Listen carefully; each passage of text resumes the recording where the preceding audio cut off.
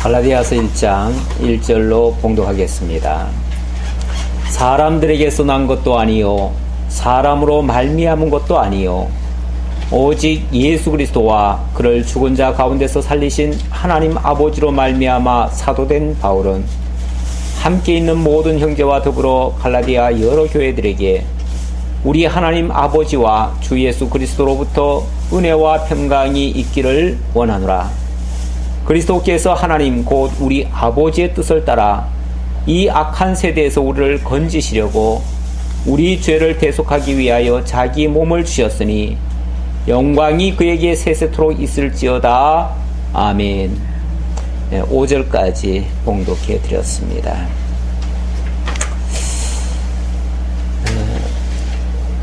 복음이란 문자적으로는 기쁜 소식입니다. 가장 기쁜 소식. 이 기쁜 소식이 무엇인가? 바로 복의 근원으로 오신 예수 그리스도로 말미암아 우리에게 주어진 하나님의 언약과 성취의 내용입니다. 그래서 이 복음의 기초는 하나님의 언약이고 그 복음의 시작은 초림하신 예수 그리스도의 사역으로부터 시작이 되었습니다. 그리고 그 사역의 결과로 우리에게 복이 임하게 되었고 그 복에 참여한 자가 바로 복이 있는 자이고 그 복을 깨닫고 누리는 자가 행복한 자가 되는 겁니다. 오늘 우리는 이제 그리스도 예수를 주로 받음으로 말미암아 그리스도의 복에 참여하게 되었고 그 복을 누리게 되어지면 우리도 역시 행복한 자가 되어지는 것입니다. 자, 갈라디아서 1장부터는 복음을 변증하는 내용인데요. 복음을 변증하는데 복음의 절대성에 대해서 증거를 합니다. 왜 이 복음이 절대적인가? 바로 하나님의 계시로 시작되었기 때문에 그렇다. 하나님의 계시로 말미암아서, 다시 말하면 위로부터 이루어진 일들이기 때문에 이건 절대적인 것이다. 이 세상 것이란 항상 가변적입니다. 이 세상 것은 언제나 이것은 정확한 가만히 있질 않습니다. 세상 것은 계속 변합니다. 그래서 세상 것에는 진리가 없습니다. 절대 진리는 하나님께로부터 온 것만 절대 진리고, 마찬가지로 이 복음도 하나님으로부터 왔기 때문에 그래서 절대적이라는 겁니다. 그것의 절대적인 증거의 첫 번째는 바로 계시로 말미암았다는 사실입니다. 오늘 본문에 사람에게서 난 것도 아니요 사람으로 말미암은 것도 아니요 사람에게서 난 것도 아니고 사람으로 말미암은 것도 아니라고 하니까 오늘날 많은 사람들이 우리가 하나님의 종이 되는 것은 사람에 의해서 되어지는 거 아니다. 하나님으로 말미암아 되어지는 것이다. 그래서 우리가 신학을 배운다고 신학교 가가지고 신학 배울 필요 없다. 왜냐하면 하나님께로부터 직접 받아야 그게 권위가 있지, 사람에게 받은 것들은 그 권위가 없다. 그래서 심지어는 신학이라는 말도 안 쓰고 인학이라고까지 얘기를 합니다. 사람에게서 배웠다 해가지고 인학이라고까지 하는데, 인학으로 배운 것들은 다 쓸모없다. 이런 식으로 극단적으로 이야기를 하고, 그러면서 자기는 하나님께로부터 계시를 받았다. 그렇게 계시 받으려니까 산속에 깊이 들어가가지고 금식기도 하면서 기도 중에 하나님께로부터 어떤 응답을 받은 거, 그걸 신적 계시다, 그렇게 이야기를 합니다. 그러면서 그렇게 주장하시는 분들마다 신학교도 필요 없고 신학을 배울 필요도 없고, 그러니까 성경도 다시 말하면은 세상에 있는 일반 목사들한테 성경 배울 필요 없다. 하나님께로부터 직접 받아야 된다. 그리고는 자기는 하나님께로부터 직접 받은 사람이다. 그러니까 이제부터 배우려면 나에게 와서 배워라. 이렇게 하는 거죠. 근데 대부분이 이렇게 하시는 분들은 이단에 속한 사람들이 많습니다. 신천지의 이만희 씨나 은혜로교회 신옥주 목사나 이런 사람들 보니까 요즘 굉장히 이제 아주 활발하게 활동하고 있는 사람들인데, 그런 사람들도 보면은 자기들이 기도 중에 하나님께로부터 음성을 들었대요. 하나님께로부터 직접 계시를 받았대요. 그러면서 성경의 요한계시록에 보면 다시 예언하여야 하리라 이런 말씀이 있어요. 그 말씀을 인용하면서 내가 하나님께로부터 말씀을 받아 먹은 자다. 그러니까 하나님께서 아무에게나 말씀을 주시는 게 아니라 하나님의 말씀을 대언할 사람, 그러니까 대언자죠. 그 대언자에게 말씀을 주시는데 자기가 바로 그 말씀을 받아 먹은 자다. 그러니까 이제부터 하나님의 말씀은 이 성경에 있는 거는 이거 다 죽은 말씀이다. 이건 다 죽은 말씀이고 직접 하나님께로부터 받아 먹은 자가 다시 내놓는 말씀, 그것이 이제 다시 예언하리라 그 말이죠. 그러니까 다시 내놓는 그 말씀이 진짜다. 그러니까 내 말이 진짜 하나님의 말씀이고 다른 목사들이 가르치는 것들은 다 이건 가짜다. 이렇게 하니까 절대적으로 자기만 믿고 따라오라는 거죠. 그럼 누구나 예. 자기한테 받은 걸 얘기한대요.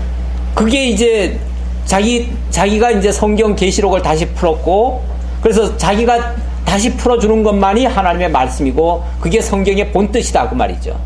그러면서 기존에 문자적으로, 문법적으로, 역사적으로, 신학적으로 해석한 거는 다 이거는 잘못됐다. 이거는 다 엉터리다. 그러니까 자기를 통해서만 재해석된 거, 그것만이 하나님의 말씀이다. 이렇게 얘기를 하는 거죠. 그런 사람들이 주로 주장하는 말들 중에 하나가 바로 이 부분입니다. 사람에게서 난 것도 아니요, 사람으로 말미암은 것도 아니요, 오직 예수 그리스도와 그를 죽은 자 가운데서 살리신 하나님 아버지로 말미암아, 아버지로 말미암아, 거기까지. 그 뒤를 얘기를 하면은 그건 또 딴 사람 얘기가 되니까 거기까지 얘기를 해야죠. 자기는 하나님 아버지와 예수 그리스도로부터 직접 계시의 말씀을 받았다 라고 얘기를 하고요. 그러나 이 본문은 분명히 뭐라고 되어 있습니까? 제가 끊었는데 말을, 말미암아 사도된 바울은 이렇게 나오죠. 사도된 바울은. 근데 이 본문은 뭘 얘기하는 거냐면 그렇게 하나님의 계시가 특별히 어떤 사람에게 따로 주는 게 아니고 사도된 자에게 이렇게 했다 그 말이죠. 사도된 자에게. 그러니까 이 말이 적용이 되려면은 사도여야 돼요. 사도여야 이 말이 되는 거지. 일반인들에게는 이 말이 적용이 안 되는 거예요. 일반인들은 하나님께서 이미 특별 계시로 완성해서 우리에게 전달해 준 하나님의 말씀, 이미 성경이 있잖아요. 그 성경을 통해서 하나님의 말씀으로 받아야지 그 외에 다른 걸로 받으면은 그게 오히려 다른 복음이 되는 거죠. 그게 다른 계시가 되는 거죠. 그렇잖아요? 이미 성경이 있는데 왜 성경 외에 다른 계시를 또 받아야 되고 또 어떤 사람이 중간에 왜 중보자 역할을 따로 하냐 그 말이에요. 중보자는 유일하게 예수 그리스도시고 예수 그리스도가 보낸 그 사도들이 그 역할을 우리들에게 수행해 주어가지고 그들이 직접 기록한 성경이 오늘 우리에게 들려졌는데, 그렇잖아요? 이렇게 하나님께로부터 특별 계시를 받아가지고 그것을 기록으로 남겨가지고 오늘 우리에게 전달해 줬잖아요. 그렇죠? 전달해 줬으니까 그거 외에 다른 거를 또 얘기를 하면 안 되는 거죠. 또 그거를 또 재해석할 필요가 또 뭐가 있어요. 그걸 그대로만 잘 설명하면 되는 거죠.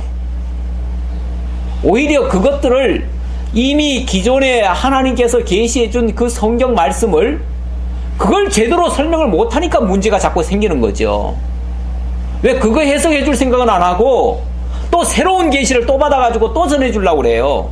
기존에 있는 것도 제대로 전달 못하면서. 결국 이거는 다른 꿍꿍이가 있어서 그래요.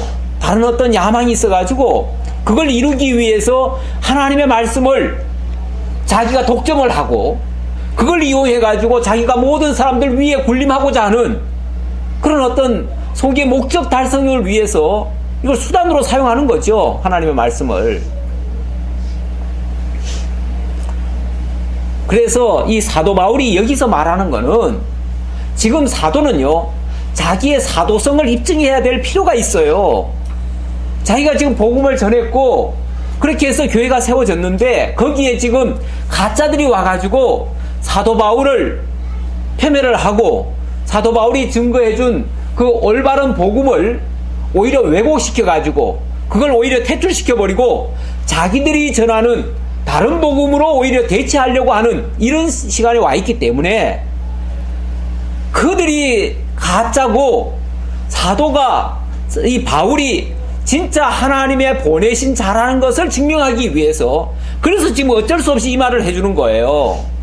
그래서 내가 사람이 이렇게 뭐 시켜서 만들어서 인위적으로 뭘 한 게 아니고 하나님께서 직접 자기에게 이런 특별 계시를 주신 것이다 라고 얘기한 거예요. 이거는 사도에게 적용되는 말이에요. 사도 외에는 이 말이 적용되면 안 돼요. 오늘날은 정상적으로 학교 가야 됩니다. 정상적으로 신학교 들어가서 하나님의 말씀을 배워야 됩니다. 그리고 성경을 문법적으로, 역사적으로, 신학적으로 바르게 해석을 해야 돼요. 거기서 벗어나면 안 돼요. 오히려 갑자기 뭐 하나님께 무슨 특별히 무슨 뭐 계시가 떨어졌다 그러면서 순식간에 말을 바꾸고 이렇게 하는 거는 이거는 계속 가변적이기 때문에 안 되는 거예요. 가변적이면 안 돼요. 하나님의 말씀은 영원 불변입니다. 진리이기 때문에 진리는 자꾸 왔다 갔다 하는 게 아니에요. 진리가 어떻게 자꾸만 세월 바뀐다고 바뀝니까? 어제나 오늘이나 영원토록 동일한 것이 예수 그리스도 복음입니다. 이거는 불변입니다. 불변. 그래서 이 말씀은 바로 사도에게만 적용되는 말이고 사도는 자기의 사도성을 지금 입증하기 위해서 이 말을 불가피하게 한 거지 아무나 이 말 쓰라는 거 아니에요. 아무나 또 하나님께서 특별히 물론 내막적으로 들어가 보면 하나님의 부르심 없이 어떻게 우리가 불림을 받겠습니까? 하나님이 뽑아주시지 않았으면 어떻게 우리가 하나님의 종의 역할을 하겠습니까? 근데 그것이 어떤 특정인입니까? 어떤 특정인만 하나님의 종이고 나머지는 뭐 하나님의 종이 아닙니까? 우리 모두가 다 넓게 말하면요 다 하나님의 종이에요. 다만 그 역할이 각각 조금씩 다를 뿐이에요. 어떤 사람은 말씀을 전하는 역할, 어떤 사람은 봉사하는 역할, 어떤 사람은 섬기는 역할, 뭐 또 다스리는 역할, 뭐 그런 역할이 조금씩 다를 뿐이지 넓게 말하면 다 하나님의 종이에요. 그런 의미에서 하나님의 특별히 부르심을 받고 하나님의 특별한 은혜를 입은 것은 사실이에요. 그건 누구나 할 것도 마찬가지예요. 그러나 그 과정에서 그 은혜를 깨닫기 위해서는 하나님의 말씀을 체계적으로 배워야지요. 배우는 절차를 놓치면 안 되는 거죠. 그걸 무시하다가는 결국은 엉뚱한 데로 빠질 수밖에 없습니다. 함께 있는 모든 형제와 더불어 갈라디아 여러 교회들에게 우리 하나님 아버지와 주 예수 그리스도로부터 은혜와 평강이 있기를 원하노라. 함께, 이건 물론 인사말인데요. 사도 바울이 갈라디아 교회를 향해서 먼저 인사를 합니다. 함께 있는 모든 형제와 더불어 우리 하나님 아버지와 주 예수 그리스도로부터 이 모든 은혜와 평강은 하나님 아버지와 예수 그리스도로부터 오는 겁니다. 예수 그리스도로 말미암아 오는 겁니다. 이 은혜라고 하는 거는 여기서는 특별히 거저 주신 거죠. 하나님의 거저 주신 선물 같은 거죠. 그런데 이거는 어떤 우리의 대가가 없이 우리의 어떤 희생이 치러지지 않은 상태에서 하나님께로부터 공급되어진 그걸 은혜라고 그럽니다. 그 은혜가 주어지면 그 은혜를 받은 자에게 나타나는 현상이 뭐냐면 평강입니다. 평강. 그 은혜를 받은 자만이 평강을 누리게 돼요. 그리고 깨달은 자만이. 그리고 이미 하나님의 은혜는 사실 우리가 예수를 믿는다는 것은 이미 하나님의 은혜를 입었기 때문에 믿게 된 겁니다. 믿은 자들은 근데 예수를 믿어도 어떤 사람은 평강을 얻지 못하는 사람도 있고 어떤 사람은 평강을 얻은 사람도 있지요. 근데 평강을 얻었다는 것은 그 은혜를 깨달았다는 뜻이고요. 깨달았기 때문에 평강을 누리는 것이고요. 아직 예수는 믿지만 아직 마음에 평강은 없어요. 늘 불안하고 뭔가 걱정 근심이 가득 차 있어요. 그렇다면 하나님께로부터 온 그 은혜를 아직 깨닫지 못한 거예요. 그래서 그것은 말씀의 부족이고 우리가 이 영의 양식을 하나님의 말씀을 체계적으로 배우지 못했기 때문에 거기에 대한 지식이 없어가지고 그 원래 그 의심하고 이런 것들이 다 지식이 없는 데서 나오는 거 아니겠어요? 그런 데서부터 마음의 괴로움과 고통이 동반되는 거예요. 그러니까 우리가 삶을 사는데 정말 하나님의 살아계심을 알고 하나님께서 모든 역사의 주관자라는 사실을 안다면 뭐가 염려가 돼요? 뭐가 걱정이 돼요? 다 맡기고 갈 수 있잖아요. 그러니까 마음의 평강을 누릴 수 있는데 내가 예수를 믿더라도 그런 사실을 알지 못하면, 다시 말하면 하나님이 주관자라는 사실을 모르면은 내가 해야 돼요. 내가 하려고 노력하다 보니까 힘도 들고 또 한다고 해서 또 하는 대로 되나요? 안 되죠. 안 되니까 걱정 근심이 생기는 거고, 그러니까 마음의 평강을 얻지를 못하는 거예요. 그러니까 하나님을 아느냐 모르느냐에 따라서 우리가 하나님의 은혜를 깨닫기도 하고 못 깨닫기도 하고, 또 모르면은 계속 염려와 불안 속에서 살아갈 수밖에 없다. 그런데 이 말을 하는 이유는 결국 하나님을 알라는 얘기죠. 하나님을 알고 하나님께로부터 은혜가 왔음을 깨닫고, 그리고 하나님을 믿는 가운데서 우리에게 평강이 있음을 알라, 그 말이에요. 그걸 안다면은 너희에게 은혜와 평강이 넘치게 되겠죠. 그러면 감사로, 찬송으로 이게 이제 화답이 나오겠죠. 화답이. 예. 화답이라고 하는 것은 정말 깨달은 자에게서 나오는 게 감사와 찬송이잖아요. 예. 그렇게 이렇게 은혜와 평강을 기원하면서 그들로부터 그 감사와 찬송을 유도해내는 거죠. 예. 그렇게 이제 기대를 하면서 기원하는 내용입니다. 4절입니다. 자, 뭐가 그렇게 큰 은혜인가? 그 말이죠. 4절에 보니까 그리스도께서 하나님 곧 우리 아버지의 뜻을 따라, 그리스도께서, 자, 주체는 그리스도십니다. 그리스도가 하나님 곧 우리 아버지의 뜻을 따라 이 악한 세대에서 우리를 건지시려고 우리 죄를 대속하기 위하여 자기 몸을 주셨으니, 자, 그리스도께서 하신 일을 지금 이야기하고 있습니다. 그리스도가 무슨 일을 하셨는가? 하나님 아버지의 뜻을 따라서 이 악한 세대 속에 있는 우리들을 건져내시려고 자기를 희생하시는 이 희생의 사역을 하셨다, 그 얘기예요. 그게 우리에게 은혜가 아닙니까? 그렇죠? 은혜가 뭐예요? 은혜가 하나님께서, 우리는 기억도 안 해요. 우리는 생각도 안 하고 있어요. 우리는 뭐 그렇게 구한 적도 없어요. 우리가 언제 날 구원해 주세요 이렇게 기도했습니까? 아무도 기도한 사람 없어요. 뭐 기도는 고사하고 그렇게 생각도 못했어요. 우리는 애시당초 우리는 하나님을 알지도 못했던 사람들이에요. 그렇죠? 그런데 어느 날 우리가 예수를 믿게 됐어요. 그런데 알고 보니까 우리가 하나님께로부터 하나님의 영원한 택정함을 입었고 예수 그리스도로부터 구속함을 입었다는 거예요. 그리고 나를 대신해서 우리를 구원하기 위해서 당신이 죽어주셨다는 거예요. 이건 사실은 처음부터 안 게 아니고요, 나중에 알게 된 겁니다. 예. 만약에 우리가 교회에 금방 왔다면 아직까지 그 사실도 안 믿어질 거예요. 아직까지 그래서 안 믿고도 교회 오시는 분들도 있어요. 왜? 아직까지 잘 모르니까요. 그 사실을 내가 체험적으로 아직 느끼지를 못했으니까. 그럴지라도 알면 알수록 그 사실이 증명이 되는 거예요.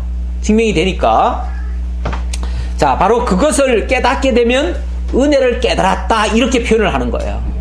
사실 은혜라고 하는 거는 우리가 새롭게 뭘 계속해서 받는 게 아니고 하나님께서 이미 베풀어 주신 그 은혜를 우리가 말씀 속에서 깨닫게 되는 거예요. 깨달으면은, 그래서 은혜는 사실은 은혜 받는다라고 표현하는 게 아니라 은혜는 깨닫는다라는 게 더 정확한 표현이에요.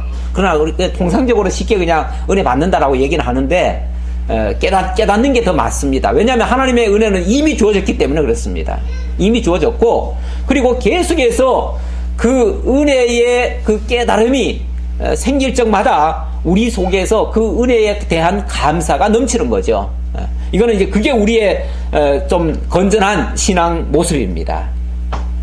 자, 다시 한번 설명할게요. 그리스도께서 하나님 곧 우리 아버지의 뜻을 따라, 아버지의 뜻을 따라, 아버지의 뜻이니까 뭐죠? 하나님 아버지의 영원한 계획. 이 뜻이라고 하는 거는요, 이 뜻이라고 하는 거는 하나님의 영원한 계획을 얘기하는 거예요. 네. 이거는 이 세상에서 하나님이 갑자기 우리한테 뭘 어떻게 해주겠다고 생각한 게 아니고 이 뜻은 영원한 뜻이에요. 영원한 뜻. 언제부터 있던 뜻이죠? 언제부터 있던 뜻? 창세전 그리스도 안에서 이 세상 만물이 지어지기도 전에, 사실은 그때 우리 있지도 않았습니다. 우리가 있기도 전에 이미 하나님의 뜻은 정해졌어요. 어떻게? 그리스도 예수 안에서 우리를 거룩하고 흠이 없게 만드시려고 하나님이 그렇게 뜻하셨대요. 그 뜻하신 거를 예수 그리스도가 오셔서 그 뜻을 뭐 하신 거예요? 이루신 거죠.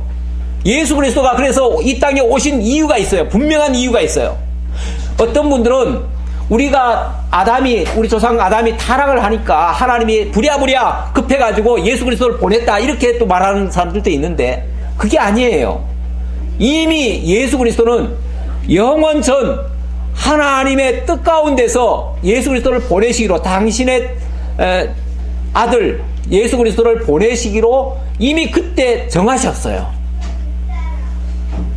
그게 하나님의 영원한 뜻입니다. 이런 말이 어디 있냐고요? 이 말씀에 대한 증거로서 제가 에베소서 1장을 한번 좀 보도록 하겠습니다. 에베소서 1장 3절. 이거는 반드시 알고 넘어가셔야 됩니다. 이걸 모르시면, 하나님의 영원한 계획을 모르시면, 그럼 뭐가 은혜인지, 뭐가 하나님이 우리한테 어떤 계획을 하셨는지 알 수가 없습니다. 그래서 이걸 꼭 보고 가셔야 되는데요. 에베소 1장 3절입니다. 찬송하리로다. 이제부터 찬송하겠다, 그 말이에요. 왜 찬송을 해야 되는가?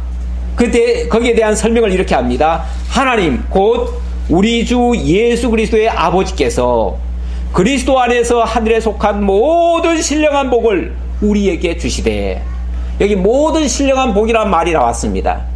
이 모든 신령한 복, 그러니까 모든 복이라고 하는 것을 갖다가 총칭해 가지고 모든 신령한 복이다, 이렇게 얘기를 했습니다. 이 세상에서 사람들이 보통 오복을 이야기하는데, 그런 차원의, 물질적인 차원의 복이 아니라 모든 신령한 복, 이건 아주 근원적인 복이죠. 영원한 복이죠. 이것은 우리에게 정말 이 세상 그 물질보다도 훨씬 더 유익한 그러한 복, 그 복을 신령한 복이라고 얘기를 했고요. 그 복이 우리에게 임한다면 그게 복음 아니겠어요? 그렇죠? 그게 복음이죠. 그런데 그 복음의 기초가 되는 그 신령한 복을 어떻게 하기로요? 우리에게 주시되, 우리에게 주셨다, 그 말이에요. 주셨다. 근데 언제? 곧 창세전에 그리스도 안에서 우리를 택하사 우리로 사랑 안에서 그 앞에 거룩하고 흠이 없게 하시려고. 시기는 언제냐면 창세전입니다. 다시 말하면 이 세상 천지 만물이 지어지기 전에, 그때 하나님이 벌써 그리스도 예수 안에서, 그 말은 그리스도 예수를 통해서, 그리스도 예수로 말미암아, 그 말이에요. 그리스도 예수를 통해서 이 복을, 이 신령한 복을 주시려고 하나님이, 그때는 작정 상태죠. 작정 상태. 그렇죠? 그때는 아직까지 역사가 이루어지기 전이잖아. 역사 이전이니까. 그래서 그때는 하나님의 뜻이에요. 뜻 가운데, 계획 가운데 있었고, 자, 어떻게 하시려고 아주 구체적으로 그 방안까지를 얘기하는데요. 사랑 안에서 그 앞에 거룩하고 흠이 없게 하시려고. 사랑 안에서란 말은 그게 바로 하나님께서 베푸시는 사랑의 방법이에요. 사랑의 방법인데, 자, 내용으로 들어가 보면은 그 앞에 거룩하고 흠이 없게 하시려고. 거룩하고 흠이 없게. 하나님 앞에서 거룩하고 흠이 없게. 다시 말하면 하나님 앞에서 흠과 티가 없는 완벽하고 의롭고 거룩하고 완전한 그런 존재로 만드시려고, 그 말이에요. 우리를 그렇게 만드시려고 그 뜻, 기쁘신 뜻대로 우리를 예정하사. 자, 이걸 역으로 설명드리자면, 우리를 흠과 티가 없이, 거룩하고 흠과 티가 없이 만들려면은, 그러면 이 세상에 우리가 만들어졌을 때는 어떤 상태가 돼야 그렇게 갈 수가 있겠습니까? 그렇죠. 흠과 티가 있는 상태라야. 다시 말하면 거룩하지 못하고 부정한 상태에 있는 상태라야 우리를 하나님이 그리스도를 보내가지고 우리를 거룩하고 흠이 없게 만드시겠죠. 그렇죠? 말이 어렵습니까? 예, 이해되시죠? 예. 그런 상태에 놓여진 자들을 거룩하고 흠이 없게 만드시는 그 작업을 예수 그리스도를 통해서 하신다 그 말이에요. 하시는데 그러려다 보니까 이 세상에 온 인류는 어디 들어가야 돼요? 부정해야지요. 흠이 있어야지요. 그래야 그 가운데서 건져내는 역사가 있지요. 그 사단이 결국은 그래서 첫사람 아담을 유혹했고 아담을 결국은 죄와 사망 가운데 집어넣었던 거예요. 그리고 그걸 죄와 사망으로 밀어넣기 위해서 율법이라고 한 것이 주어진 거예요. 그래서 첫사람에게는 에덴 동산에서 금가법이라고 하는 먹지 말라고 하는 그 생명과와 선악과 법이 주어졌고 그게 바로 율법입니다. 율법. 그 율법이 주어졌고 그 율법에 의해서 아담은 죄인이 되고 말았습니다. 그리고 죄의 삭은 사망이 됐어요. 사망이 되니까 온 인류가 결국 죄와 사망 가운데 들어가게 돼버렸어요. 한마디로 말해서 흠투성이가 돼버렸고 부정하게 돼버린 거예요. 그런 상태에 놓였을 때에 예수 그리스도를 보내셔가지고 그분으로 하여금 당신이 그 율법의 죄값을 다 대신 짊어지고 죽어주시고 그리고 그 죄 아래에 있던 자들을 대신 건져내 주시는 이 사역을 하게 하셨다 그 말이에요. 그 은혜의 역사로 말미암아 우리가 구속 곧 죄사함을 받았다. 그렇게 그 기쁘신 뜻대로 우리를 예정하사 예수 그리스도로 말미암아 자기의 아들들이 되게 하셨으니 그래가지고 죄와 사망 가운데 마귀의 종이 되어버렸던 이 인류를 하나님의 아들들로 만들어 내셨다 그 말이죠. 그렇게 하신 이유는 뭔가? 이는 그가 사랑하시는 자 안에서 우리에게 거저주시는 바 그의 은혜의 영광을, 이걸 은혜라고 합니다. 이 은혜의 영광을 찬송하게 하려는 것이라. 우리로 하여금 뭐하게? 찬송하게. 찬송이라고 하는 것은 감사가 넘칠 때 찬송이 나오는 거잖아요. 찬송은 억지로 하세요 찬송하면 좋습니다 이게 아니에요. 막 우러러 나오는 거예요. 감사가 우러러 나오면 우리 입에서도 흥얼흥얼 노래가 나오잖아요. 우리 좋은 일 생기면 막 흥얼흥얼거리죠. 마찬가지로 하나님의 은혜도 깨닫게 되어지면 우리들 입술 속에서 하나님 감사합니다가 저절로 나와요. 그게 찬송이에요. 그 찬송을 우리로 하여금 하게 하려고 하나님이 이런 역사를 하셨다 그 말이에요. 자, 이것이 오늘 갈라디아서에도 똑같은 그 맥락에서 하는 말입니다. 그래서 제가 이걸 잘 설명드리려고 다시 한번 에베소를 살펴본 거고요. 자, 이 말씀을 듣고 다시 한번 4절을 또 보도록 하겠습니다. 자꾸 또 했다고 또 지겹다고 하지 마시고 또 한번 또 들어봐요. 진짜 그 말인가? 예, 확인을 해야죠. 그리스도께서 하나님 곧 우리 아버지의 뜻을 따라 이 악한 세대에서 우리를 건지시려고, 이 악한 세대, 다시 말하면 마귀와 죄와 율법의 종노릇하고 사망 가운데 있던 우리들을 대속하기 위해서, 우리를 건지시려고, 거기서 건지시려고 우리 죄를 대속하기 위하여 자기 몸을 주셨으니, 자, 이렇게 하셨으니 이제 어떻게 해야 된다고요? 영광이 그에게 세세토록 있을지어다. 아멘. 그분이 세세토록 영광 받으시기에 합당합니다 그 말이죠. 이 모든 업적이 우리 업적입니까? 우리가 한 일 있습니까? 그러니까 우리가 영광 받으면 안 되죠. 설령 우리에게 영광을 씌워준다고 한들 우리가 그 영광 받아서는 안 되겠죠. 그러면 그 영광을 그분에게 돌려드려야지요. 당신이 하셨습니다. 그래서 요한계시록에 보면 24장로에게 영광의 면류관을 씌워줘요. 하나님이 씌워주니까 그 영광의 면류관을 어떻게 우리가 이걸 받아 쓰겠습니까 하고서 그 영광의 면류관을 예수 그리스도께 돌려드리는 장면이 나옵니다. 다시 말하면 이 영광은 당신이 받으시기에 합당합니다. 우리가 받기에 합당치 않습니다. 우리는 한 게 없으니까요.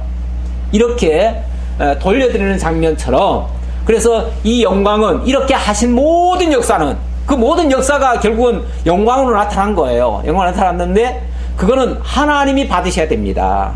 찬송도 하나님이 받으셔야 되고 우리가 받을 게 아닙니다 라고 돌려드리는 것이 우리들의 자세죠. 자, 그렇게 인사말까지 하고요. 그 다음에 지금부터 이제부터 본론이 나옵니다. 왜 앞에서 자기가 사도임을 이렇게 강변을 했고 또 복음이 무엇인가에 대한 복음의 핵심을 이렇게 설명했는가? 그거는 다른 복음을 전하는 자가 있기 때문에, 그리고 다른 복음의 내용이 지금 갈라디아 교회에 침투해 들어왔기 때문에, 그렇기 때문에 진짜 복음이 무엇인가를 설명할 필요가 있고 또 진짜 참 사도가 누구인가를 밝혀야 될 이유가 있었다 그 말이에요. 자, 그러면 이제 본론이 지금부터 시작되는데요. 6절입니다.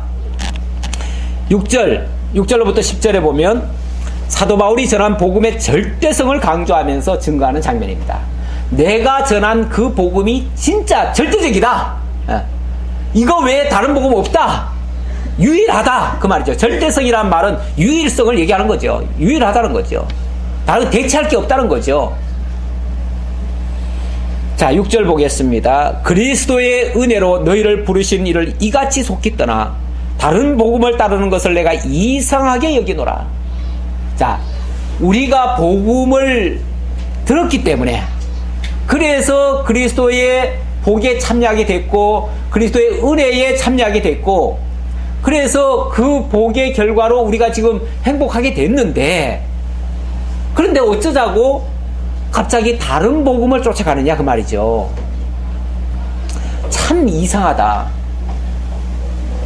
이 세상에서요 참 그런 모습을 많이 보게 됩니다. 우리가 정말 말씀 가르치기 위해서 얼마나 오랜 세월을 힘써서 정말 심려를 기울여서 복음을 전하는데, 어쩌면 다른 사람, 그러니까 우리가 늘 전하는 그 복음은 뭐 늘 똑같은 소리니까 시큰둥하게 들으면서 다른 사람이 전하는 다른 소리는 어쩌면 그렇게 재밌다고 깔깔거리고 또 그렇게 환영을 하고 그러는지 모르겠어요. 한번 듣고도. 사도 바울도 지금 그런 뉘앙스예요. 그렇죠? 내가 그렇게 심려를 기울여서 전해놨는데 어쩌면 다른 복음을 그렇게 따라가느냐, 참 신기하다. 이상하게 내가 생각한다. 이상하게 얘기노라. 자, 그러나 다른 복음은 없나니, 다른 복음은 없다. 이건 절대성을 얘기하는 거죠. 다만 다른 복음은 없지만, 그럼 왜 그런 사람은 그런 말을 하느냐? 그거는 다른 목적이 있어서 그렇다. 다른 진짜 복음이라서가 아니라 다른 목적이 있어서 그렇다 그 말이죠. 무슨 목적이요?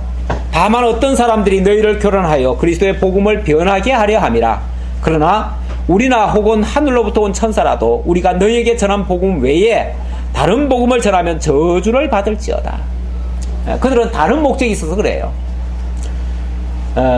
정말 그리스도께서 하나님의 언약을 성취하시기 위해서 이 땅에 오셨고, 그 성취하신 결과가 우리에게 은혜로 주어지고 우리를 구속해내시고 우리로 하여금 거룩하게 하시고 이제 율법과 죄와 사망에서부터 자유함을 얻고 이제 평강을 누리게 되고 이렇게 되어지게 만들었는데, 그걸 만약에 바꾸어 가지고 우리로 하여금 다시 어떤 억압 속에 들어가게 하든지 죄의 유혹 속에 들어가게 하든지 우리를 어떤 저건 지금까지 받은 그 은혜에 반한 행동으로 나가게 한다면, 그거는 뭐 천하 없는 사람이 와서 증거를 한다 할지라도 그건 다른 복음이 될 수밖에 없다.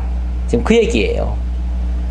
설령 그게 천사가 와서 얘기를 전했다 할지라도, 가끔 내가 어젯밤에 하나님께로부터 계시를 받았다, 아니면 천사가 와서 일러주더라, 이런 소리 하잖아요. 하는 사람이 있어요. 가끔 있는데, 그렇게 천사가 와서 일러준 말이라 할지라도 그것이 그리스도의 이 복음 외에, 내가 아까 에베소 1장 3절 그게 진짜 복음의 오리지널 내용이에요.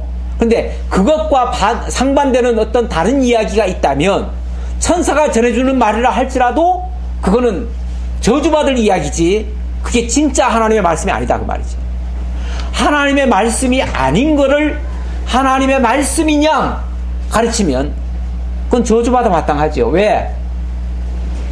하나님을 왜곡시키고 하나님의 은혜를 변질시키고 그리스도 복음을 바꿔치기 하는 거니까 결국 하나님과 멀어지게 만드는 거 아니겠어요? 결과적으로. 그러니까 당연히 하나님과 멀어지게 만드는 거는요, 하나님을 대적하는 행위랑 똑같아요. 그러니까 당연히 저주받아야죠. 그런 사람이라면, 그렇게 하는 자라면. 뭐 천하 없는 사람이라 할지라도, 아니면 천사라 할지라도 그건 저주받을 일이다 그 말이죠. 우리가 전에 말하였거니와 내가 지금 다시 말하노니 만일 누구든지 너희가 받은 것 외에 다른 복음을 전하면 저주를 받을지어다. 또 한 번 강조를 합니다. 원래 중요한 말은요, 2번, 3번 강조하는 겁니다. 강조하는 거예요. 그 이스라엘의 그 법에는요, 2세 증인의 증참이 없이는 아예 신청도 받지 말라, 그런 말이 있어요. 다시 말하면 어떤 사람을 고발할 때 또는 어떤 사람을 변호 증명할 때 한 사람의 말만 듣고는 판단하지 말라 그 말이에요. 반드시 2사람 내지 3사람의 겹쳐지는 증언이 있을 때 그것을 사실로 받아들이라 그 말이거든요. 그 다음에 또 다시 또 재판은 또 해야 되겠고, 일단 신청 자체가, 그러나 우리나라 법에는 보면은 한 사람만 신청해도 바로 받죠? 일단 고발이 되죠? 근데 원래는 한 사람 고발 가지고는 고발 자체가 안 돼요. 성립이 안 돼요. 성경적으로 보면. 이 말은 하나님의 말씀이 정말 맞다면은요, 그거는 반드시 2세 증거가 합쳐져야 된다 그 얘기예요. 하나님의 말씀이 그만큼 신중해야 돼요. 어떤 사람이 내가 하나님께로부터 무슨 말씀을 받았다 라고 얘기를 하면요, 그와 똑같은 사람이 또 나타나야 돼요. 그리고 최소한 3사람은 있어야 돼. 2-3사람이 있어야 그 말이 그런가 하고 받아들여서 그때부터 검토하면 돼요. 검토해가지고 그때도 정말 말씀이 아니면은 그때도 거부를 해도 돼요. 그런데 어떤 한 사람이 내가 어젯밤에 하나님께로부터 계시받았다 그런다고 해서 그 말 믿으면 돼요? 그런 말 믿으면 안 돼요. 왜? 얼마든지 거짓말 할 수 있으니까요. 사람은요, 목적을 위해서라면 별짓 다 합니다. 수단 방법 가리지 않습니다. 어차피 수단 방법 가리지 않는 그런 사람은요, 목적 지향형인 사람은요, 원래 양심이 화인 맞은 사람들이에요. 그렇기 때문에 그런 거에 대해서 죄책감도 안 느껴요. 저는 이단들의 그 행태를 이렇게 보고, 그제도 박태선 씨가 옛날에, 물론 그분은 죽은 사람이지만 그분이 그 강의한 거를 내가 한번 좀 들어봤어요. 들어봤는데 그 사람 입에서요, 별의별 욕이 다 나옵니다. 뭐 참 이런 표현 하기도 뭐하지만 예수를 향해서 막 온갖 쌍욕을 다 합니다. 그러면서 그런 게 무슨 구원자라고 그러냐 그러면서 막 온갖 욕을 다 해요. 그런데 그 아류들이 문선명이고 이만이고 다 그래요. 그 아류들이에요. 거기 뭐 정명석이니 뭐니 다 그 아류들이에요. 다 거기서 나온 거예요. 거기에 원리 강론에서부터 출발해가지고 지금 이만희도 신탄이라고 하는 그 원리 강론의 변형이죠. 그걸 가지고 지금 그대로 쓰고 있는 사람들이에요. 그러니까 똑같아요. 그 교리로 보면은 똑같아요. 거슬러 올라가 보면 결국은 예수를 부정합니다. 예수 자리에 자기가 들어가요. 그리고 자기가 대언자라고 그러고 자기가 성령이라고 그러고 자기가 심지어 지금 이만희는 자기가 만주의 주 만왕의 왕이라고까지 얘기해요. 자기 애첩을 갖다가 지금 만유의 주님이라고, 아니 뭐 만유의 어머니라고 얘기를 하고, 별의별 얘기까지 다 해요. 그런데도 사람들이 그냥 지금 거기에 15만 명이 가고 있어요. 지금 15만 명. 한국의 사람들이 15만 명이에요. 그렇게, 예? 아니에요. 15만 명이 넘었어요. 그래서 원래 14만 4천 명이 자기네들의 목표인데 14만 4천이 넘어버렸어요. 그러면은 14만 4천 명이 될 때 예수가 재림해야 되거든요. 그런데 예수가 재림을 아직 안 하고 있어요. 그러니까 지금 이 말을 조금 바꿨는데 뭐라고 바꿨냐면 우리 중에 아직 빨갱이가 많다. 다시 말하면 가짜가 많다는 거예요. 그래서 이 가짜 지금 출연액이 15만은 넘었는데 15만이 넘으면은 14만 4천이 아직 덜 됐다 그 말이죠. 진짜는 참 성도는 알곡은 14만 4천이 아직 덜 됐고 여기 지금 지금 가라지가 많다. 그래서 지금 가라지 선별하는 작업을 한다. 이렇게 지금 말을 합니다. 이렇게 엉터리로 하는 데는 사람들이 바글바글 합니다. 바글바글 해요. 왜 그렇습니까? 사람들이요, 은근히 이 길을 즐겁게 하는 데를 좋아해요. 그래서 참 진리를 얘기하는 데를 좋아하는 게 아니고, 이 귀를 즐겁게 하는 데를 좋아해요. 그래서 재밌게 하고 즐겁게 하면은 참 좋아요. 그런 교회는 막 사람들이 벌떼같이 몰려들어요. 그런데 어떻게 보면 이 말씀만 전하는 곳은 좀 딱딱한지 좀 별로 그렇게 육체적인 흥은 안 나겠죠. 안 나니까 그런 것 같은데, 그러나 사도 바울이 전한 복음은 다른 데 벗어나지 않습니다. 다른 걸 절대 썩지 않습니다. 다른 걸 썩지 않아요. 오직 예수 그리스도 복음 외에, 자기 입에서도 그 말이 나오잖아요. 만약 다른 걸 전하면 저주받을지어다. 그렇게 말하는 사람이 다른 얘기를 하겠어요? 다른 얘기는 안 하지요. 그래서 다른 복음을 전하는 자는 바로 그리스도의 복음을 변하게 하려 함이라. 너희를 교란해서 결국은 혼란스럽게 만들고 우리로 하여금 쏟게 만들어가지고 그것만 따르게 한다, 그 말이죠. 얘기했고요. 자, 그러면서 10절 이제 내가 사람들에게 좋게 하랴 하나님께 좋게 하랴, 사람들에게 기쁨을 구하랴, 내가 지금까지 사람들의 기쁨을 구하였다면 그리스도의 종이 아니니라. 아주 중요한 말을 했어요. 사도 바울이 내가 사람들에게 좋게 하랴 하나님께 좋게 하랴. 사람들에게 좋게 하려면 어떻게 해야죠? 길을 즐겁게 해야지요. 재미있는 얘기를 해야지요. 뭐 아주 듣기 쉬운 말로만 해야지요. 그저 달콤한 소리로만 해야지요. 하나님의 말씀을 뭐 완전히 콘서트장처럼 만들어가지고 아주 재밌게, 즐겁게, 흥나게 이렇게 해야지요. 그래야 사람이 몰려드니까요. 흥이 나는 곳은요, 사람들이 보니까 그 입장권 몇십만 원짜리 티켓 사가지고도 들어가더라고요. 빽빽하게 자리 꽉 채워가지고 몇만 명이 모였는데 막 5만 명석도 꽉 차더라고요. 몇십만 원 들여가지고도. 로얄석은 뭐 100만 원짜리도 있고 그래요. 그런데도 사람들이 그렇게 몰려 들어가요.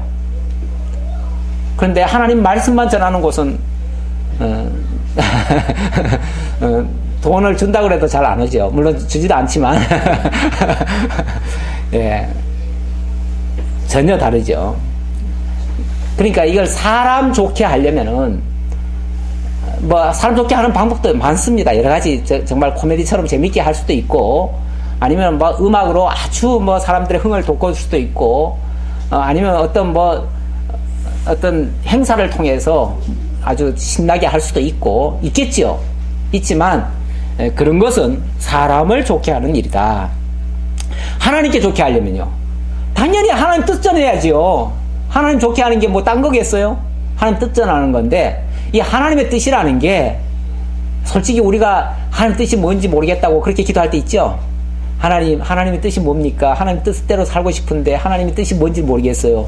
그 말은요, 솔직하게 말하면은 자기 야망이 있는데 자기 야망이 있는데 그 야망이 하나님의 뜻하고는 이게 뭔가 좀 안 맞는 것 같아. 그러니까 거기서 지금 갈팡질팡 하는 거죠. 사실 하나님의 뜻은 이미 딱 정해져 있잖아요. 하나님의 뜻이 뭐 이렇게 헷갈리게 돼 있습니까? 하나님의 뜻은 이것이다 라고, 하나님의 뜻은 사실은 성경에 다 밝혀놨어요. 그러니까 하나님의 뜻이 헷갈릴 게 하나도 없어요. 다만 거기서 헤매는 거는요, 내 생각을 이루고 싶은데 거기에 지금 하나님이 기뻐하실는지 안 기뻐하실는지 그걸 잘 모르겠다, 그 뜻인데, 그 얘기인데, 아주 양보를 많이 해도 그 정도인데, 엄밀하게 말하면 자기 뜻 관찰하려고 그래요. 자기 뜻에다가 하나님 뜻을 맞추려고. 그러니까 하나님 뜻에다가 내 뜻을 맞추는 게 아니고 내 뜻에다가 하나님 뜻을 맞추려고 하다 보니까 하나님 뜻이 뭔지 잘 모르겠네요. 하나님 뜻이 뭐예요? 나 이거 하고 싶은데 하나님 이거 좀 들어주면 안 돼요? 그러면 하나님 뜻 이루어지는 거 아니겠어요? 이렇게 얘기하는 거죠. 하나님의 뜻은, 하나님을 기쁘시게 하는 것은 하나님의 말씀만을 전하는 거죠. 뭐 우리 목회 세계에서는 하나님의 말씀을 정말 가감 없이 변질하지 않고 액면 그대로 오리지널 복음 그대로 증거하는 거. 그러다 보면 좀 딱딱하지요. 아무래도 딱딱하고 듣기에 따라서는 좀 지루하고, 왜냐하면 하나님의 말씀은 뭐 맨날 똑같은 비슷한 말씀이니까. 그러니까 들었던 말씀만 또 듣고 그러니까 별 재미가 없지요. 가끔 그런 얘기를 들어요. 목사님은 맨 성경 얘기만 하니까 별로 재미가 없어요. 근데 목사가 뭐 성경 말씀 말고 뭘 해야 되겠어요? 다른 걸 하면은 성경을 왜곡시키는 건데 안 되겠지요. 그러니까 사람에게 좋게 하려면 얼마든지 또 할 수도 있겠지만 그거는 하나님을 기쁘시게 하는 일이 아니기 때문에 그래서 못한다는 거죠. 사도 바울도 사도 바울이 지난번에 고린도 그 후서에서 보니까 얼마나 많이 매를 맞고 쫓겨다니고 사람들에게 미움을 받고 정말 그렇게 죽을 고생을 여러 번 했지요. 왜 그렇습니까? 사람 기쁘게 했다면 그런 일 당하겠어요?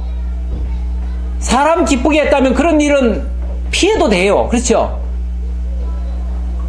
그러나 사람을 기쁘게 하는 것이 아니라 하나님을 기쁘게 하다 보니까 하나님을 대적하는 사람들 눈에는요 아주 가시예요. 가시.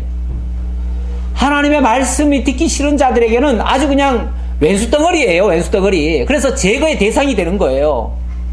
그래서 그냥 그렇게 쫓아다니면서 바울 죽이려고 그 난리를 피는 거예요. 이게 하나님을 좋게 하려다 보니까 그런 결과가 나온 거예요. 몰라서가 아니라.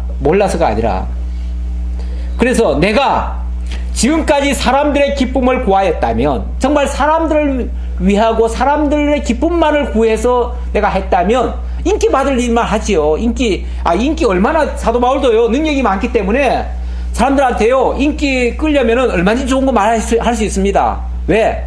당장 막 편협도 일으킬 수 있잖아요. 그렇죠? 안전뱅이도 일으키고 뭐 죽은 자도 살리고 할 수 있잖아요. 만약에 그런 일만 주 목적으로 했다면 사도 바울 인기 좋지요. 대접받지요. 아주 하나님 자리에 올라가지요. 하나님처럼 추앙받지요.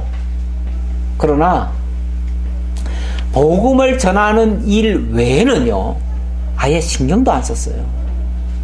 할 줄 몰라서가 아니에요. 사도 바울 피하려면 얼마든지 피할 수 있었던 것도 일부러 다 그 고난도 마주쳐 갔어요. 왜 그런 적이 있잖아요. 예루살렘에 가면, 사도행전에 나오는 얘기인데요, 지금 예루살렘에 들어가면 체포됩니다.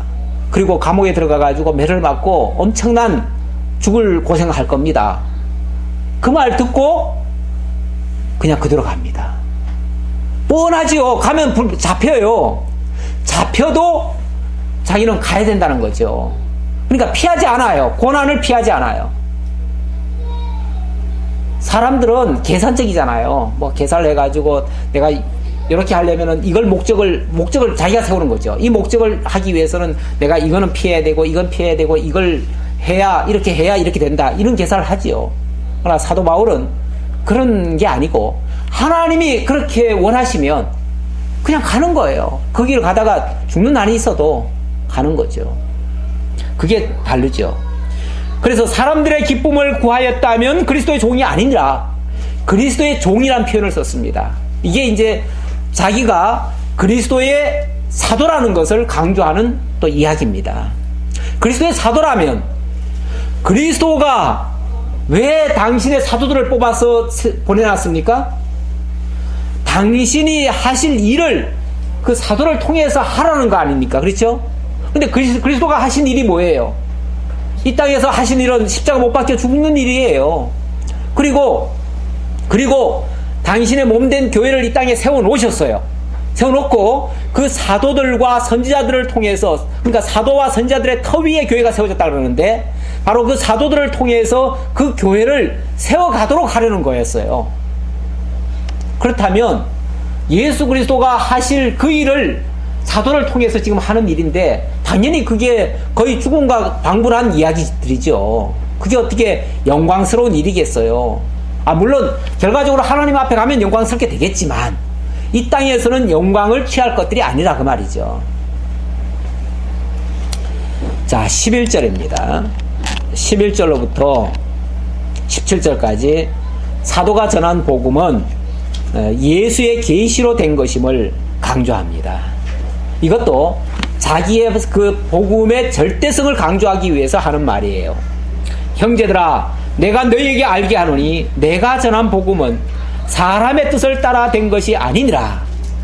내가 전한 복음은 사람의 뜻을 따라 된 것이 아니니라. 내가 뭐 옛날 구약 성경을 읽고 그대로 내가 감동이 돼가지고 기록했거나 이런 거 아니다 그 말이죠.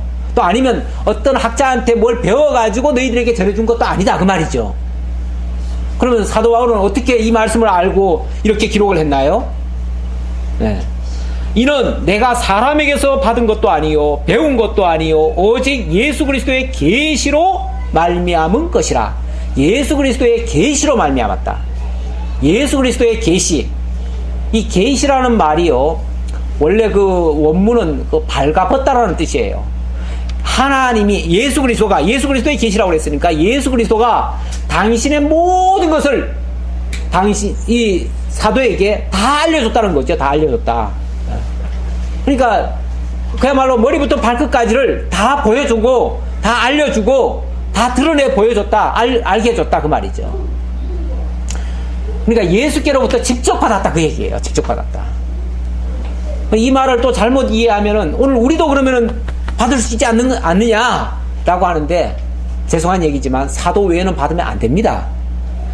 또 반대로 만약에 오늘날 누가 받는다고 하면 그 사람이 누굽니까? 사도가 되는 거죠. 사도가 되는데, 분명히 성경은요, 예수님이 보내신 12사도 외에 다른 사도를 준 적이 없습니다. 더 이상 사도라는 칭호는 쓸 수가 없어요. 근데 가끔 보면 요즘도 뭐 평화의 사도니 뭐 무슨 사도니 해가면서 자칭 사도라고 칭하는 사람들이 있어요. 이거는 완전히 사도 사칭죄가 되는 거예요.